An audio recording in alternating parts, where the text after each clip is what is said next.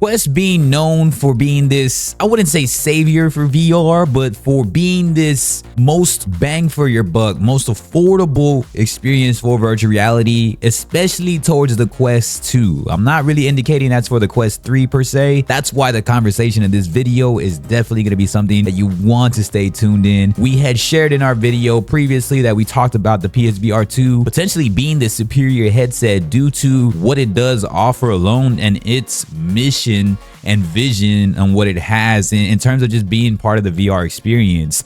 VR in its current state right now has a weird grayscale going down. Like weirdly and oddly, there's like VR wars going down. So this is by no means any type of VR wars video, but this is kind of me just really indicating some of my insights and my experiences having with all of these virtual reality headsets. Right, we covered Quest from the beginning. All the way to Quest 3 now, and then PSVR 2, and then also PC VR. And so I want to go back into talking about, as we talked about PSVR 2 possibly being a superior headset, and we're talking about now, and we're going to try to look into the questioning of is Quest 3 actually, we're going into the absolute question of, is Quest the best headset? Now there's two routes to this take that I really want to talk about. The first route being, is Quest 2 the best headset? And then we're going to debunk another aspect of, is Quest 3 actually the best headset? So we're going to compare this to overall and just provide opinions and stuff. So always, of course, make sure you drop your thoughts and drop what you think about anything and what you prefer and what's going down. When I look into the first essential of Quest 2, when Quest 2 came around, it was much more of a game changer from Quest 1 to Quest 2 than it was from Quest 2 to Quest 3. Now, when this happened, like all the sales went crazy, like it was pandemic time and everybody was at home, consoles were kind of sold out, so there wasn't really anything left on shelves at time. So like Quest 2 sales have like gone through the roof during that time. And Quest 2 also, that wasn't the only decisioning in terms of like why people bought it. It was also due to all the updates and upgrades from a Quest to a Quest 2, and also being the fact that it was a standalone VR experience, and at last but not least, it was affordable. This, in my opinion, is the best overall headset a Quest 2 is. A Quest 2 is. A Quest 2. Now, the reason why, because a Quest 2 gives us like, man, it was such a much affordable option to get into virtual reality. Virtual reality in its dinosaur days, I would say, I guess, OG, is always the PC VR route. And with Meta, or formerly known as Oculus, sharing this aspect of being able to actually put on this headset without needing anything else, but like maybe your phone app just to like sync them together, but you don't ever need your phone after that again, is really cool for the price. To this day, in my opinion, that if I were to go for the answer on a Quest 2, right, if this was solely based on a Quest 2, Quest 2 is the best overall VR headset, of course, because if we're talking about cost, what it can do, and its limitless feature once you connect to a PC, done deal, right?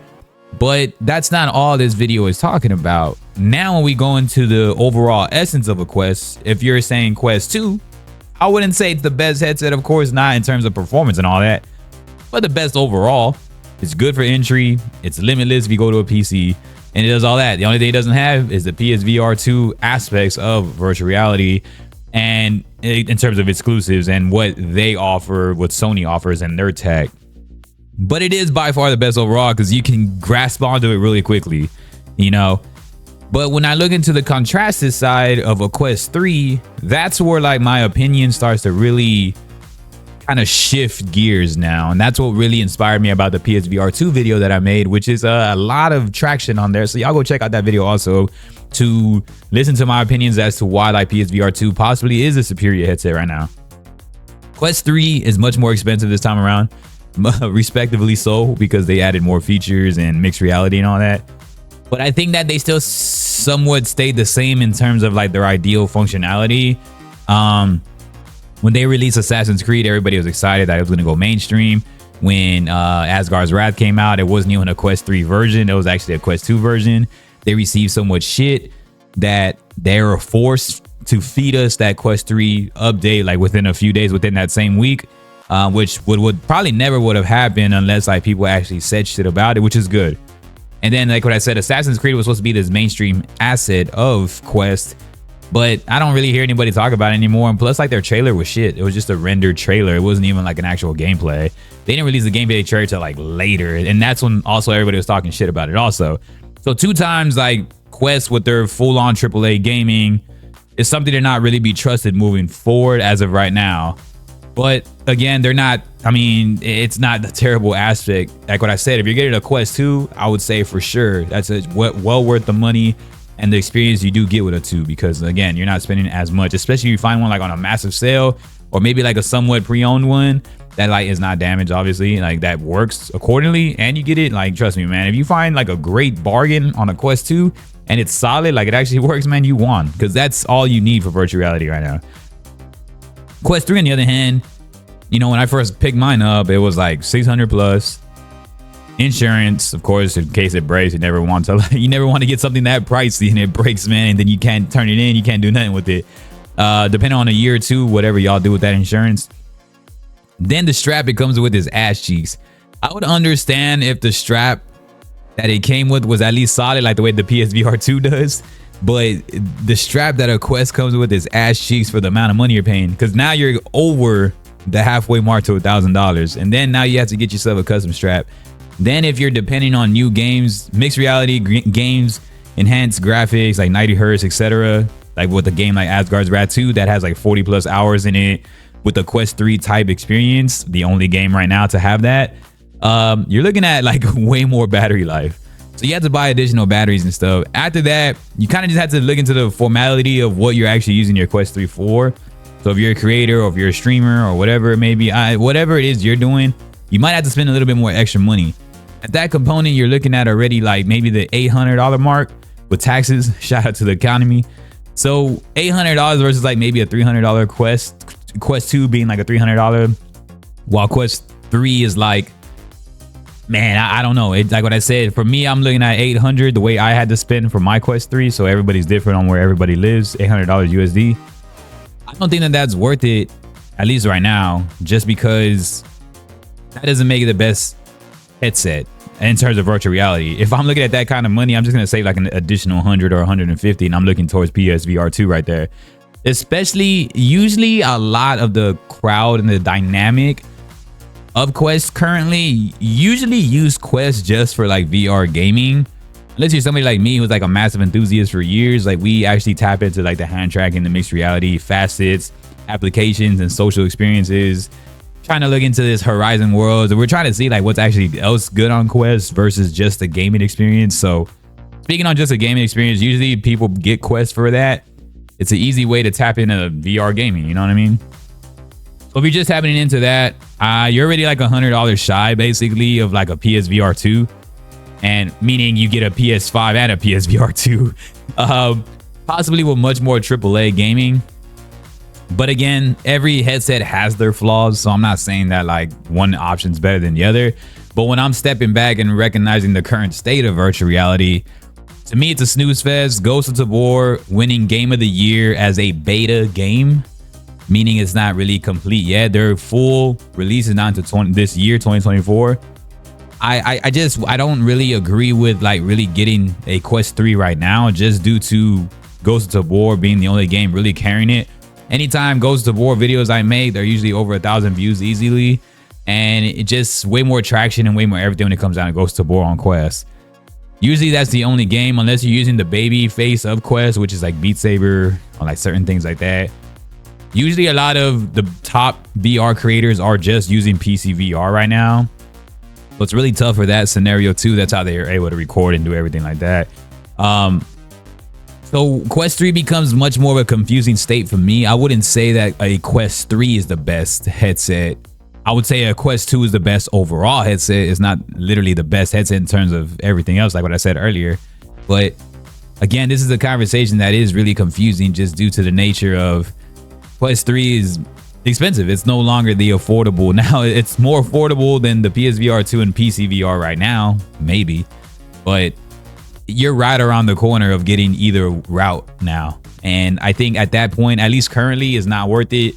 The mixed reality hype has kind of died down. There's only like one real game, a true game with that, which is the Dead Cabin, the Drop Dead Cabin. And then there's also another type of aspect in terms of somewhat of I don't know, man. There's just it's something that's not hitting right now. That, you know, my Quest 3 has been really chill. It's not really a paperweight currently, but it has been chilling a lot more. I feel like I played Quest 2 way more at that point, and I think it's because it's how it's handled. Maybe it's gonna be a slower rollout, but as of right now, I would say definitely Quest 3 is not. I would rather look into a Quest 2 and a PC VR experience, get a budget PC with a Quest 2, or I would rather look into PSVR because I'd at least have my PS5. And PSVR 2, in my opinion, does it the right way because they actually treat virtual reality as an extension of flat screen gaming, which is what everybody's pushing in PC VR anyway. A lot of PC VR people in my comments or just like in Twitter and everywhere are usually pushing like mods and trying to turn flat screen gaming into actual VR gaming. Anyways, that's to keep it relevant, to keep it afloat, because VR in totality is kind of just like not really making a lot of waves right now. So I actually respect PSVR 2 right now for recognizing that they're not making enough waves right now. Xbox completely denied VR because they knew that VR was just not like ready to be like the main stage primary gaming platform yet. And that's a very smart move by Xbox also. So I thought that was pretty cool. Even though Xbox allows you to like kind of play flat screen in while you're wearing your headset, cloud gaming and stuff, like they just had that app released not too long ago. It's still then, you know, like, hey, we're not no part of VR. So PSVR 2 is basically treating VR like a side chick. Xbox completely denies VR. Quest 2 is the best overall headset. And I'll say Quest 3 is probably not worth it in my opinion right now, just due to like what you get out of it for the cost and almost being expensive as the other platforms. PC VR will always be limitless in terms of graphics and quality, but I still feel like it's still not living up to hype because a lot of people keep going back to mods. So if I were to look at Quest being the best headset, I would say no, because obviously the graphics, performance, and all that. Now it is a standalone. If I'm looking at Quest 2, the best bang for your buck and the best overall, and it could become a limitless experience. Quest 3 though, I definitely wouldn't recommend right now. It's not worth it. Maybe later, probably in another year, maybe another sale that comes around, that will. But at least right now, I definitely wouldn't recommend it. It's kind of a snooze fest right now, especially as Ghost of Tabor is gonna actually start releasing on PSVR 2. And if you're just solely gaming on the Quest, I wouldn't even recommend it at all, honestly. But yeah, that's just my opinion. Y'all gotta let me know what's up though. I appreciate y'all so much. Make sure to leave some comments, man, and leave out the hatred bullshit comments. Leave some context, leave some information and detailed stuff. It's just not no VR wars. It's kind of just like trying to help clarity with people that do follow the channel. And I think that's probably my best aspect. Quest 2 being the best overall because it's cheaper.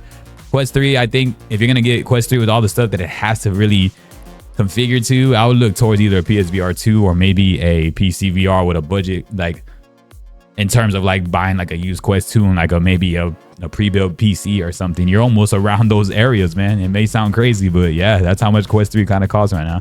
But yeah, I appreciate y'all so much, man. Y'all have a good one. Peace.